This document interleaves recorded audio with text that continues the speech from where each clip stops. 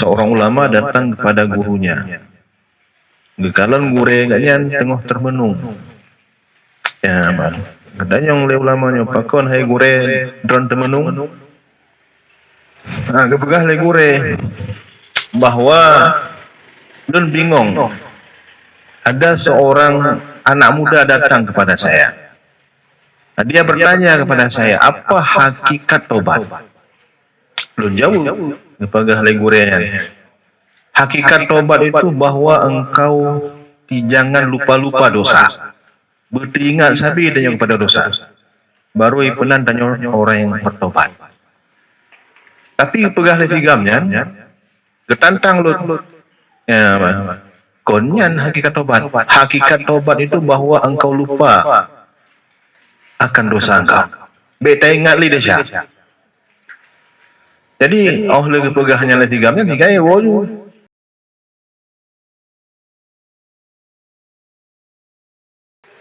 Baiklah, mengawali pembicaraan tentuan bahwa lampali padi uronyo abuya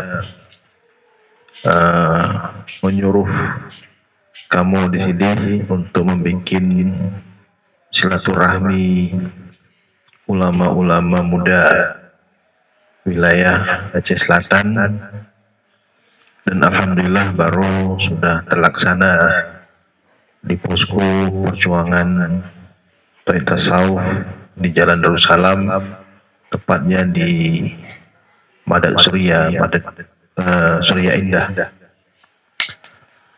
Jadi judul yang diberikan oleh Abuya untuk sama-sama dibahas dalam pertemuan tersebut adalah langkah-langkah ke depan untuk memajukan ajaran Toy Tasawuf. Maka banyak pendapat-pendapat yang disampaikan oleh guru-guru yang hadir. Cuman lu sampaikan dalam pertemuannya bahwa ajarannya kalau takalon dalam sejarah memang dari dulu itu sudah ada pertentangan antara orang syariat dengan orang hakikat. Orang syariat itu selalu menentang hakikat, tapi orang hakikat tidak menyalahkan orang syariat karena hakikat itu jalan pertamanya adalah bersyariat yang bagus. Tapi orang syariat ini, ahli-ahli syariat selalu menentang hakikat karena tentunya di samping mereka itu tidak belajar tentang tarikat dan juga tidak membenarkan ajaran ini. Maka perjuangannya sampai puro kiamat, sampai tanya mati, sampai kiamat. Dan mungkin perjuangan ini lebih dahsyat ketika mungkin Abuya nanti dipanggil oleh Allah. Terbukti bahwa pertentangan ini selama masih ada Abuya kita dahulu masih hidup. Ya.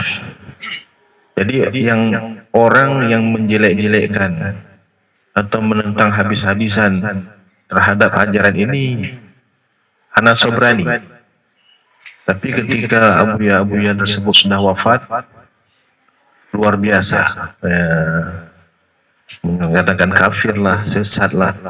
Bahkan itu bukan secara tersembunyi, bahkan terang-terangan. Dan tanya pun, mungkin Singoh lebih berani dari awalnya. Nah, ketika Abuya tidak ada, mungkin lebih berani juga. Jadi maknanya apa? Perjuangannya nanti semakin dahsyat mungkin. Jadi kenapa? Karena mungkin lagi mereka yang anti ajaran Toy Tasawufnya atau ajaran hakikatnya, mereka berpegang kepada ulama-ulama mereka dan mereka berpegang kepada guru-guru mereka, khususnya kepada MPU umpamanya, yang notabene mungkin tidak mengamalkan tarekat.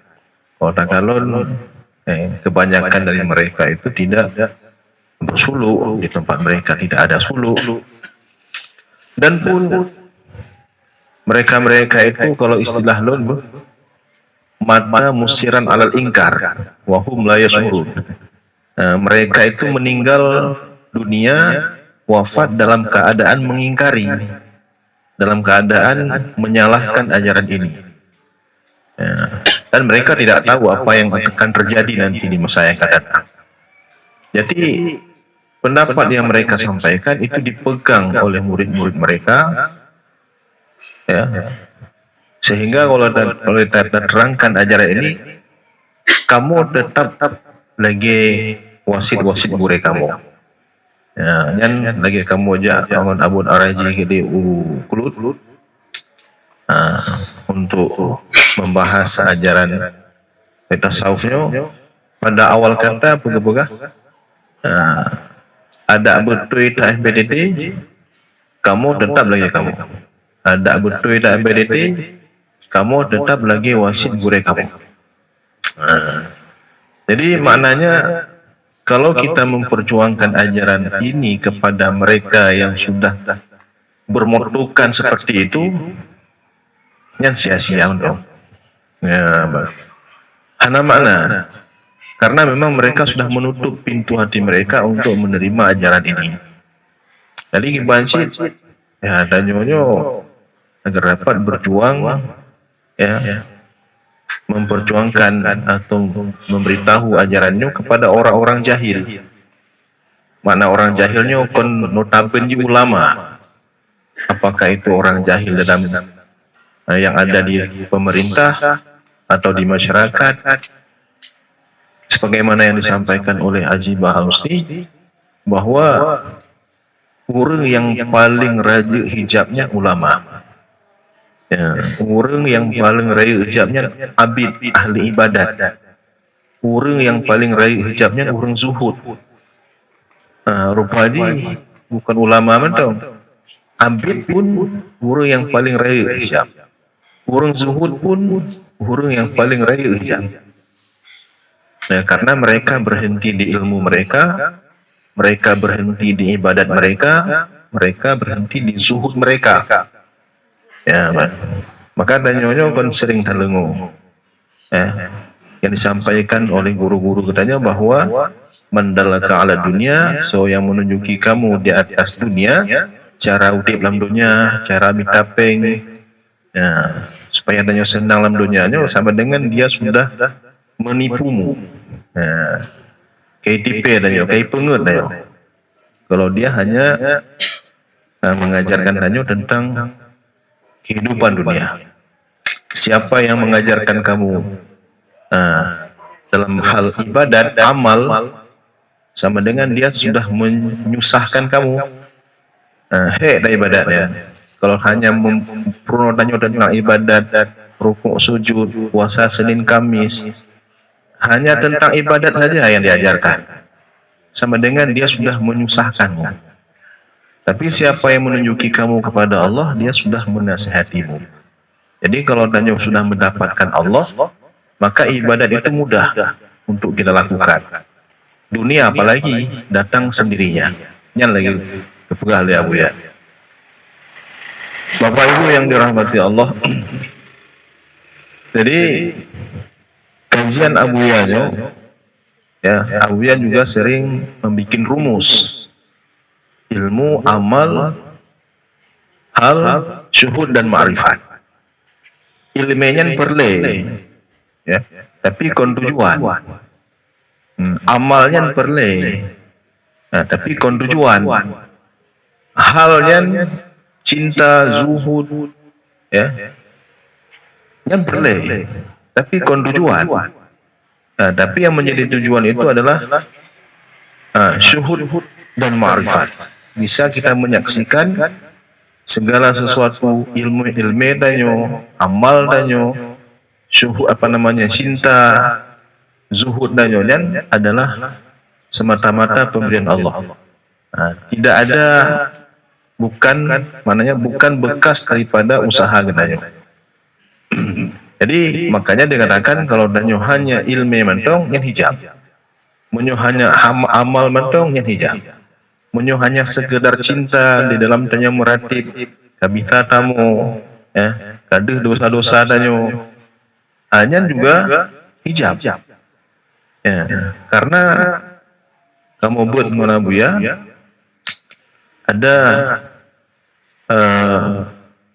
apa namanya, seorang ulama datang kepada gurunya.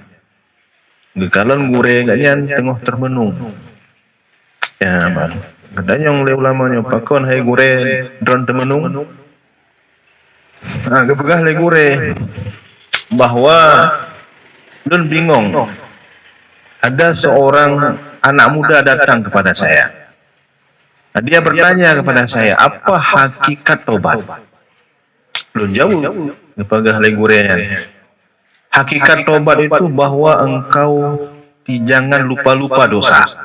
Beringat sabi dengan kepada dosa. Baru ipenan tanya orang yang bertobat. Tapi pegah le tigamnya, ketantang lut.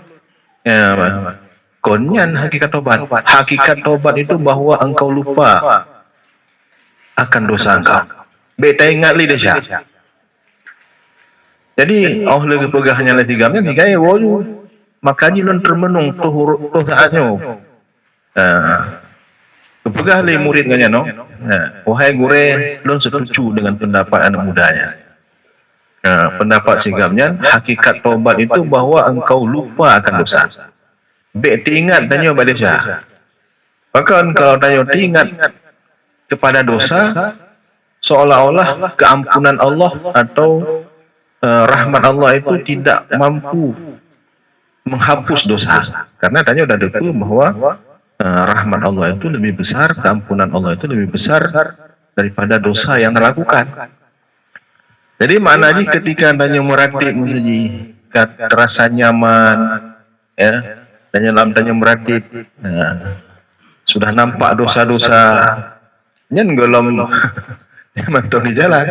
Jadi kalau tanya meratib kakuo tanya kepada dosa tanya, karena kita melihat kebesaran sifat ghafurnya Allah, baru dinamakan kita itu orang yang bertobat. Jadi cinta dan zuhud itu juga masih di jalan.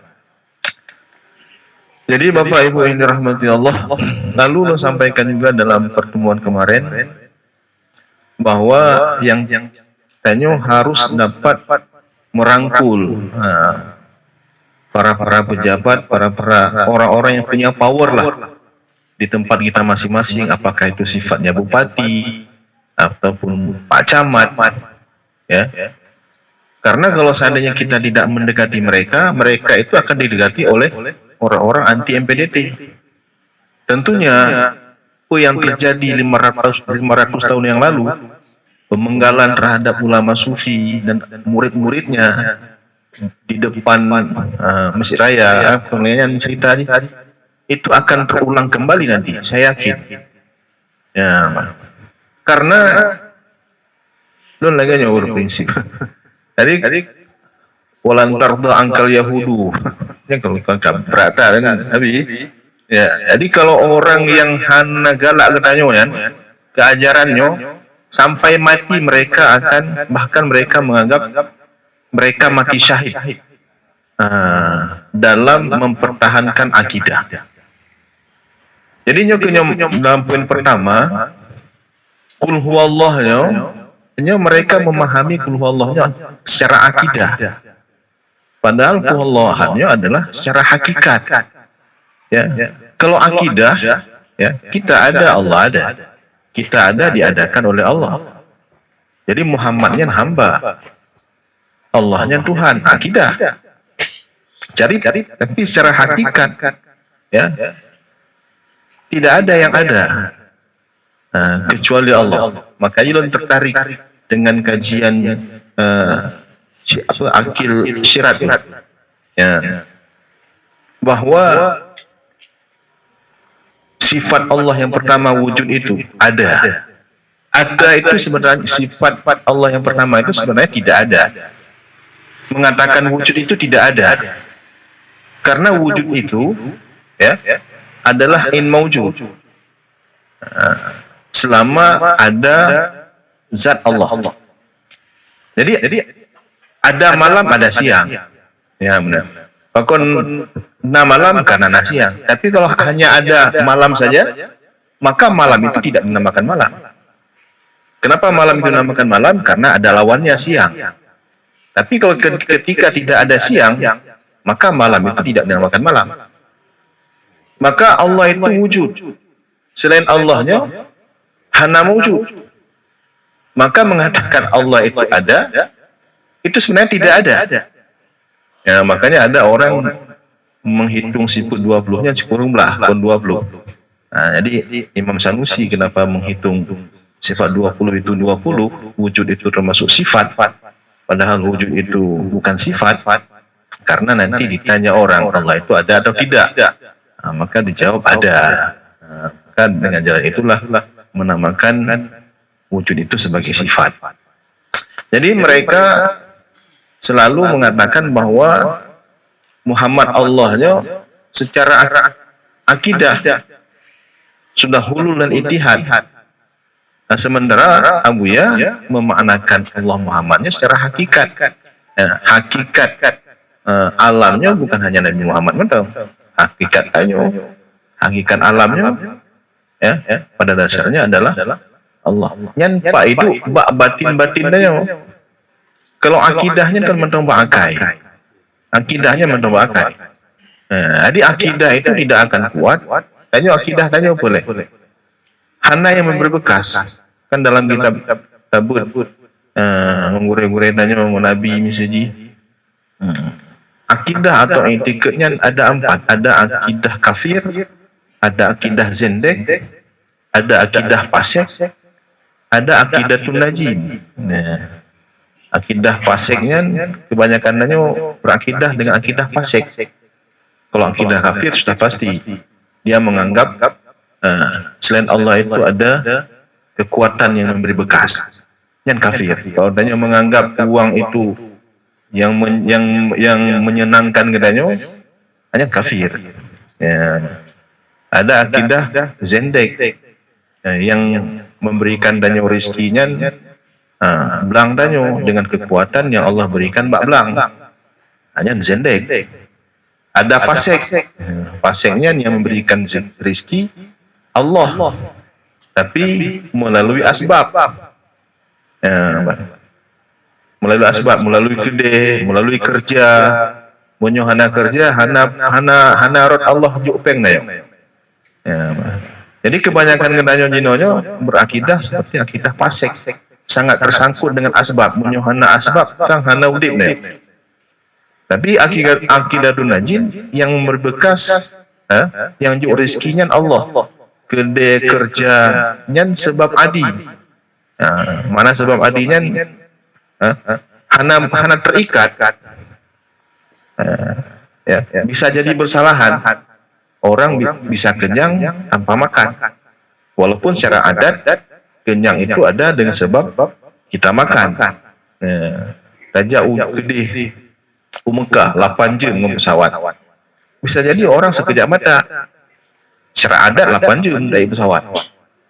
Jadi adatnya tidak mengikat. Jadi maknanya yang juk rezekinya Allah, adapun asbabnya yang adi mendan, tidak mengikat. Jadi maknanya Pak Allah bisa saja memberikan kita rezeki tanpa ada penyebab. Lagi rukun iman tanya yang ke-6 kan, untung baik, untung jahat datang dari Allah. Jadi untuk menetapkan itu semua lambatin danyonya dengan ilmu hakikat. Menyohana lagi sering dalam abi pidato kan, hanya Pak pegah haba mentau. Terpegah Allah maha melihat.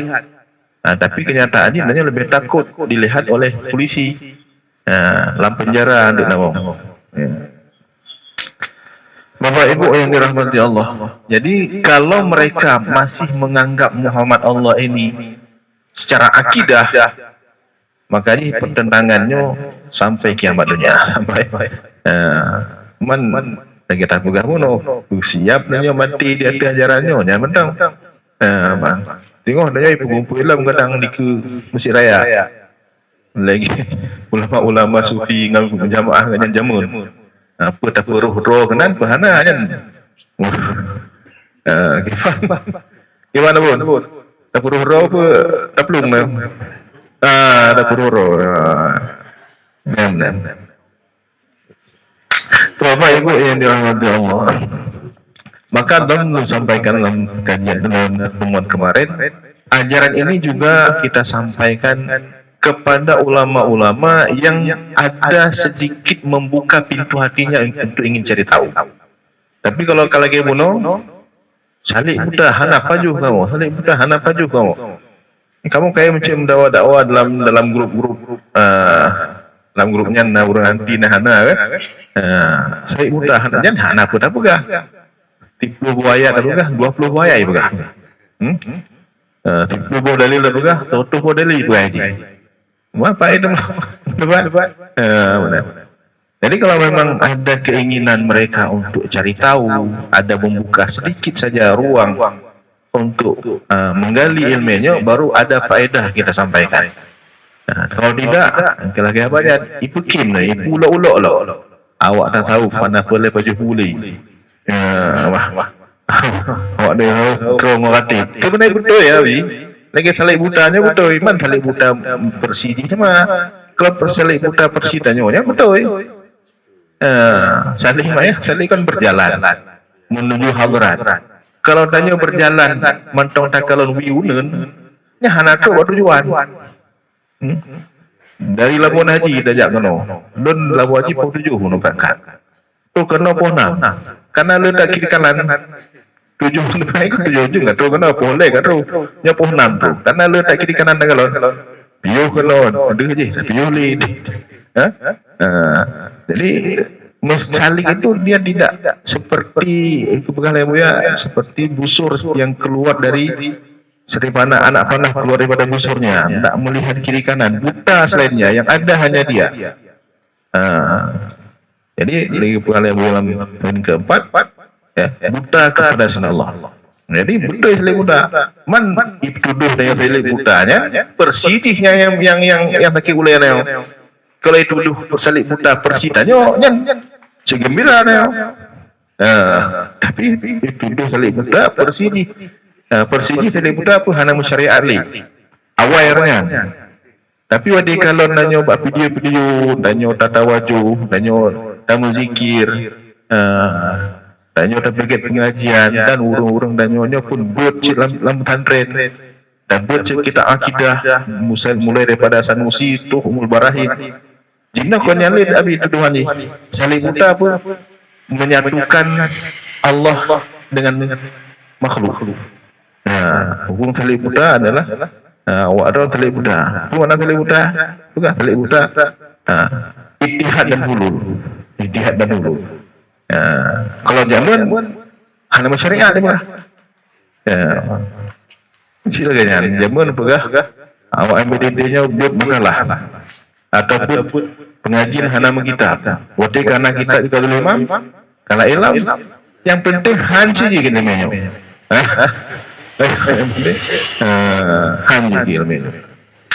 Maka darinya Bapak Ibu yang dirahmati Allah, lagi Abuya juga sering mengatakan tu adon ragu kelun lun dari ubin kau lembut dari umum muda lun jadi pimpinan Darussalam dan mengajar dari dulu sampai sekarang. Hana Pripri, kalau nak Darussalam, kalau nak di Pau, setiap hari dan setiap hari beliau mengajar di Irfani di Belapidi. Jadi apa yang beliau sampaikan itu tentunya sudah beliau rasakan dan amalkan. Dan itulah sifat para ulama-ulama sufi, sifat para nabi, mereka cemburu ketika apa yang mereka rasakan itu tidak didapat oleh murid-muridnya. Mereka cemburu bila apa yang mereka dapat dan rasakan itu ditentang, disalahkan oleh orang-orang yang tidak paham. Ya. Jadi ditanya oleh awaknya padanya, urut tasawufnya bengi-bengi sih. Ya, orang kan kok begini tapi kan tasawuf. Tasawufnya kan kim-kim, kan lemik-lemik. Ya. Tasawufnya tegas dalam bidang agamanya, mana tasawuf. Jadi kalau orangnya memanakan tasawufnya bersenyum-senyum, hana masalah, mupuk Honda kaku, iram rumah tanya kaku, kau ni anda tasawuf. Tasawufnya tegas dalam bidang agama. Yang paling bertasawuf oleh Nabi nanya Muhammad SAW. Yang paling bertasawuf Nabi nanya, tapi Nabi nanya mau perang sih kau? Tu Nabi hanya mufhum ilmu hakikat. Nabi hanya ketipu bahawa orang kafir yang kafir karena dikafirkan oleh Allah. Nabi ketipu sih. Tapi Nabi mau perang sih karena Nabi cemburu ketika Islam ini tidak diterima. Maka di kembali lagi hana makna tanya tapi kalau untuk asa-asa boleh pemikiran atau asa akalnya je namun debat. Tapi kalau ingin mereka itu mendapatkan membenarkannya hana. Karena kenapa? Teringat juga seperti apa disampaikan dalam Al-Quran menceritakan tentang kafir Quraisy. Ketika nabinya atau Al-Qur'annya dianggap bohong, pegang kafir Quraisy. Dalam Al-Qur'an disampaikan bahwa jikalau adalah Al-Qur'annya betul dari sisimu ya Allah, atau Muhammadnya utusanmu ya Allah, nyen doa orang kafir Quraisy. Orang kafir Quraisynya mutuhan ba Allah sih, tapi salahnya syirik. Menduakan dengan Lata dan Uzza. Jadi mereka itu bersumpah dengan nama Allah juga. Kalau benar ya Allah, Al-Qur'annya datang dari sisimu, apalagi Rasulullah ini utusanmu, jadi turunkan kami hujan batu, atau berikan kami azab yang pedih. Nah, mudah kongkong lagi, yang permintaanmu Muhammadnya betul, Al-Qur'annya betul, tunjuki kami untuk mengikutinya. Kontak tantang, mereka menantang. Kalau betul berarti juk kamu tu. Mana aja yang benar? Munyo tak betul tak orang yang berdede, kamu siap temu neraka. Ditantang. Namun dia kalau betul yang berdede, doa ya Allah tunjuki kami ikut yang berdede. Kalau betul yang berdede, kamu siap temu neraka. Kau ditantang. Jadi hana berarti kalau beratnya kabeh, hana bisa terputali. Kalau tak putar patah aja. Jadi Bapak Ibu yang dirahmati Allah, yang penting kedanya dino kita kembali lagi tanya dino dah kalau tabut banyak ilmu yang sudah kita dapat. Jadi tinggal kita mengamalkan dalam kehidupan sehari-hari. Terakhir lo teringat nasihat apa namanya Imam Ghazali ya. Orang yang beriman itu dia harus punya 3 buah takut. Bunyian tapi lah boleh aja. Yang pertama takut bahwa amalnya atau taatnya tidak diterima. Jadi kita harus merasa kurang selalu dalam kita beramal. Kita menganggap danyo kaluh tulu, kaluh tawajuh, kaluh tak puasa sunat Senin Kamis, puasanya puasa haji, bersedekahnya banyak amal-amal danyo. Jadi kan jangan tertipu kita dengan banyak amal. Iblis letak amal tapi akhirnya kan kafir. Jadi kita harus selalu ingat kepada bahwa kita takut bahwa amal kita itu tidak diterima oleh Allah, dan kita takut juga bahwa dosa-dosa danyonya tidak diampuni oleh Allah. Sampai danyo lagi cerita pun betul sih. Mana ji? Danyo dema terlalu berani karena kita menganggap keampunan Allah itu luas. Sebesar apapun dosa yang dilakukan, Allah bisa mengampuni kecuali syirik. Aku bodoh je, aku bergalak lah. Mengganja danyo, muzina danyo. Keampunan Allah Taala luas. Hanya sih kita harus takut ketika bila dosa kita itu tidak diampuni oleh Allah. Jadi bukan masalah besar dan kecil dosa. Ohnya dosa kecil, kalau ninonggok dosa kecil, taribah misalnya dosa kecil misalnya. Jadi bukan masalah kecil dosa. Kita harus melihat kepada siapa kita berbuat dosa. Bukan masalah kecil dosa, tapi kepada siapa kita berbuat dosa. Lagi ulun sering mencontohkan Bapak Ibu, kalau tanya tajinti, gelinyung kadus, mungkin lu selesai uronya juga. Tajinti gelinyung bupati atau Pak Camatnya, raya lah, 3 minggu dah mau menyerah. Kalau tajinti gubernur, hanya bisa jadi 20 tahun menyerah. Kalau tajinti Pak Prabowo, yang hukuman mati, bukan masalah kecilnya. Tajinti kan kecil lah, tajinti gelinyung, tapi so yang tajinti masalah lagi. Dosa kecil itu memang kecil, tapi yang masalahnya kepada siapa kita berbuat dosa itu, itu masalahnya. Jadi kita harus takut kepada dosa bila tidak diampuninya. Dan yang terakhir, kita harus takut kepada keimanan katanya, supaya jangan dibalikkan iman kita oleh Allah.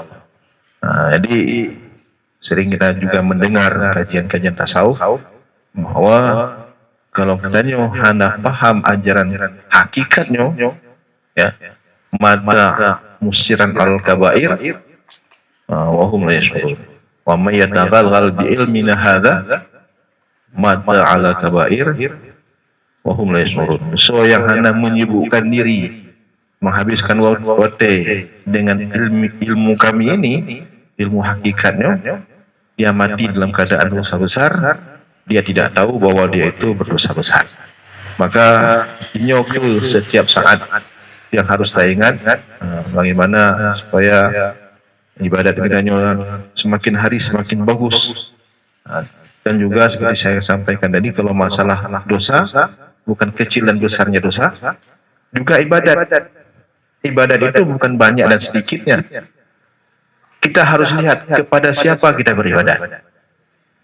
Ulun kalau tak ibadat, bakso tak ibadat lain, ba Allah, ehna kagejuk nikmat baknanya. Ulun kalau tak ibadat, Bapak Ibu kalau tak ibadatnya 24 jam seumur hidup kenanya, tidak mengimbangi sedikit pun daripada nikmat Allah. Nikmat mata mendong namanya. Yang tak ibadat 24 jam kemudian, tidak sanggup mengimbangi nikmat sebiji mata. Dalam nikmat yang lain, nikmat zahir, apalagi nikmat lain, nikmat batin, nikmat keimanan, nikmat yang paling raya, nikmat iman Islam, dan juga tanya dalam nikmat ihsannya. Jadi bukan masalah banyak dan sedikitnya. Ulun kalau tak ibadat, bukan masalah banyaknya, tapi kepada siapa kita beribadat. Maka kalau kita bandingkan nikmat Allah dengan ibadat yang kita lakukan, tidak sebiji sawi pun ibadat itu mengimbangi nikmat-nikmat Allah. Maka dari itu, Bapak Ibu, mungkin yang mendong yang Abang sampaikan dalam penyampaiannya, banyak kesalahan, kejanggalan dalam penyampaian. Nama kepada Abi Gunung Hakikat, mungkin tidak berkenan, lagi maaf. Wabillahi taufiq wal hidayah. Assalamualaikum warahmatullahi wabarakatuh.